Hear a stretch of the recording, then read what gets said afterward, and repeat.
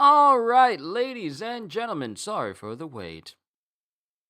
Uh, Food was very, very good, and I found myself eating more and more of it. So let's go ahead and get started with the last reaction of the day. Do not worry, this will not take long as the One Piece chapter that we did because that was an hour long. Let's get started.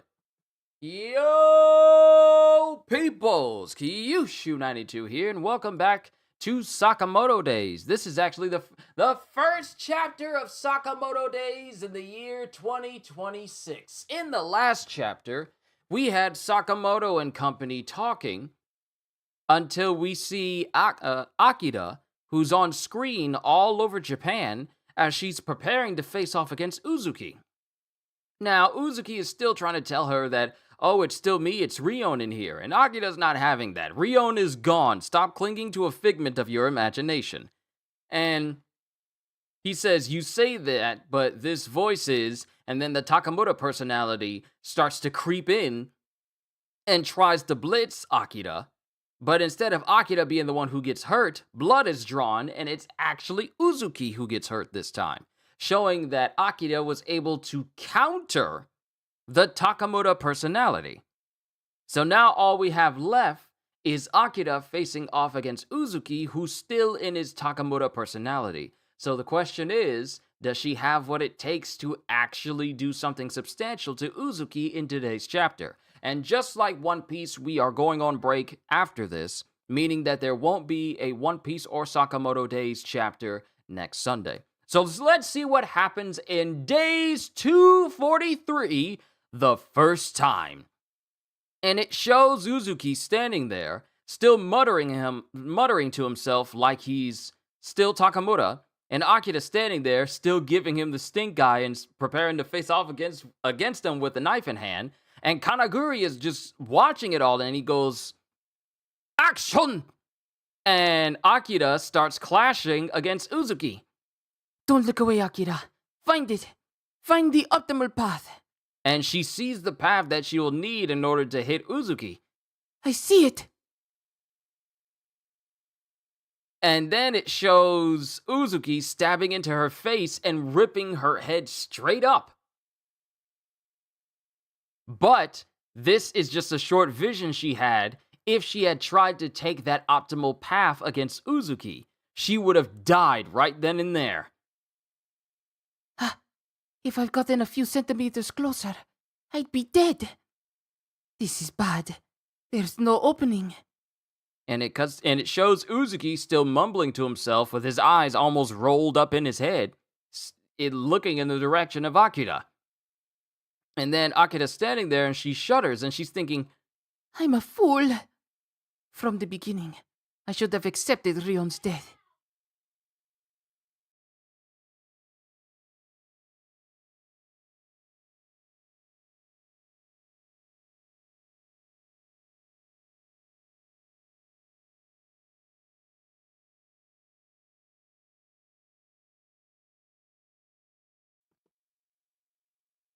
From the beginning, I should have accepted Rion's death. I was so happy, thinking I could be with Rion and talk with her again. So I tried to understand this guy. And it shows Akira bum rushing Uzuki, much to Kanaguri's surprise. I was trying to escape reality and live in some fantasy he created. And she draws her blade and slashes him in the shoulder. Now countless innocent people are dead, all because I was weak. It's my responsibility. I have to kill him. This time, I can't fail. And it cuts to Kanaguri. And he's going, shoot, this tableau is too blah. This tableau is too blah. And then, because he's recording everything that's going on, and he looks behind him, and someone is bringing in a cake. Huh? Oh, the hotel's wedding hall. I can use this. Hey, why is this cake so plain? Huh? I'll pay any price. I'll pay any price. I want the most deluxe cake decoration. A premium client. Yes, sir. And then it shows Uzuki slashing straight through a pillar, just like multiple times in just in an instant. And it looks like Akira's been clipped as well. Gah. And then it shows Uzuki, who goes absolutely crazy with the slashes, filling the air with nothing but slashes. Gah. There's no time to see anything, and I'm constantly dodging. Hey. And then Kanaguri's directly in front of Akira, who's already mid-air and dodging slashes, though she is getting hit here and there, because there's blood everywhere. She's getting hit, but nothing life-threatening. But Kanaguri's directly in front of her with his camera going, "Hey, you'll bore the audience. We need jaw-dropping dynamic moves from our heroine." Huh? This footage won't dazzle anyone. And while he's saying this, he's not paying attention to the fact that Uzuki's behind him preparing to bring his sword down. Get out there! And before that happens, Akira grabs onto Uzuki's sword and uses the momentum to actually force herself out of the way, but the slash goes all across the floor, and it pretty much destroys the big old cake that was brought in for the wedding that apparently is supposed to be taking place here. Just cuts straight through the cake all the way down, including the table. Yes, fight Akira Akao, till death do you part. And that is the end of the chapter. It was really like I want to say, like a more action-oriented chapter more than anything else. Yeah, that's how it felt to me.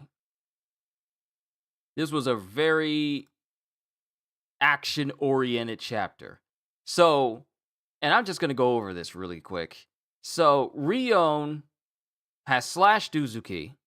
She's trying to find the optimal path to kill him, but when she does, she envisions herself being immediately killed by Uzuki because Uzuki is not actually leaving any openings. She sees a spot where she can get him, but this Sakamoto personality enables him to be too fast for her to be able to take advantage of this optimal path of killing.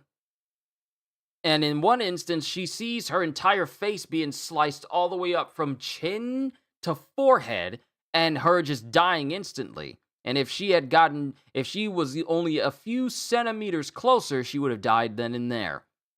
Because Uzuki is just fully into the Sakamoto personality now. The Rion one is basically, I want to say, he literally just fell into the Sakamoto personality mid-sentence when he was talking as Rion. And in an instant, he just went into the Sakamoto mode. So it's like you guys said last time. This dude couldn't stand the facts that was being thrown at him, so he defaulted. He literally just used the Sakamoto personality as all like, shut up, now I kill you because I know you're right, but yeah, I'm gonna kill you now because you're talking too much. So, but Rion is still managing to land blows on Uzuki despite the fact that his defenses are impeccable with this personality. She not only got him in the arm, but she's now got him in the shoulder. Now, of course, while this fighting is going on, he starts, moving a bit more and slashes through some pillars and manages to clip her. But then he starts to go crazy with the slashes and he starts slashing her all over. However, these slashes are, I want to say, for the most part, pretty superficial because none of them are deep enough to impair her and she's still fighting. And Kanaguri's just recording the whole thing, all like acting like, you're taking too long. Where's the thrill? Where's the action? My audience wants more than this. And I'm like, bruh, she is literally fighting for her life right now. And you're saying it looks boring? So what do you want her to do? Make things more dangerous for herself? So mind you, he's saying all of this. And Uzuki's about to bring his sword down. So she shoves him out of the way, and then moves and grabs the sword so she can position herself out of the way so that she doesn't get hurt. And that's when Kanaguri's all like, yes, fight Akira Akao, till death do you part. And he's just reveling in this insanity. So now we've completely shifted from Sakamoto and company, specifically Sakamoto waking up from his coma and just flat out beating Torres into the ground. Now we're focusing on Akira, and she's fighting Uzuki. And mind you, there is no other order member that's with him there. There's no other order member, there's no other member of Alkamar, because Kumanomi is out of commission because of her fight with Heisuke and Kamihate. The cop is out of commission because his hand is just completely gone, and he's been knocked out by Lou and Granny Mia. Any other member of Alkamar is being contended with other former members of the order. Shishiba and Osaragi are dealing with Gozu. Gaku is the dude who died. Gozu is the electricity dude.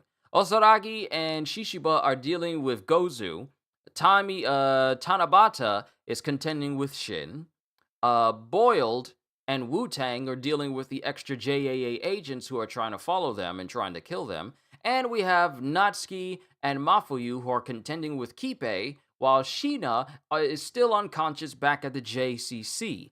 There's a lot going on here, but I do find it nice that we are focusing on Akira versus Uzuki, because Uzuki thinks that if he has a personality of that person, then he is that person, and then everyone should treat him as if he is that person, but it's literally just a perfect replicant personality of that individual. He's not actually that person. And when called out on it, he brings out his trump card Sakamoto in order to shut people up, because he doesn't want to acknowledge the fact that these people, these personalities that he has, are literal figments of his imagination that he's just perfectly copying. Now, mind you, it still speaks to his level of strength if he's able to replicate the strength of certain individuals, like Takamura, for example, using a sword the entire time. It really does say that Uzuki is an incredibly powerful person. However, these personalities are essentially his Achilles heel. So, and seeing as how Akira is not at the level of Sakamoto or Nagamo or anyone else who's vastly stronger and better at being an assassin than she is, it remains to be seen how long she's going to last against Uzuki, who is literally at the height of his age, height of his prime, and using a personality of pretty much the strongest assassin in this story before he was killed by a literal copy of himself. That's how strong Sakamoto was. It took someone copying his entire being for them to bring him down. A literal copy of himself was the only thing capable of bringing him down. So it remains to be seen if she's going to have what it takes in order for her to be able to do anything grossly substantial to Uzuki in this instance. And this chapter went by quickly because there was a lot more fighting than there was talking. There was a lot more talking in the last chapter we got week before last week. But this one, there was a lot more fighting involved, so it felt like I did indeed breeze through it. So if this one is a bit shorter than the last one I did, then it's because there was a lot more fighting that really just needed my description, and I moved on to the next panel. That tends to be how it is with Sakamoto Days some of the time. But overall, interesting chapter, but I am really looking forward to seeing how the narrative goes with Akira dealing with Uzuki trying to copy her aunt. So we'll see how things go from there. But overall, very interesting chapter. And like I said, we're going on break, which means don't expect a chapter of One Piece or Sakamoto Days this upcoming Sunday. And that means that'll be a Sunday I get to rest on completely. I can't wait. I'm looking forward to it.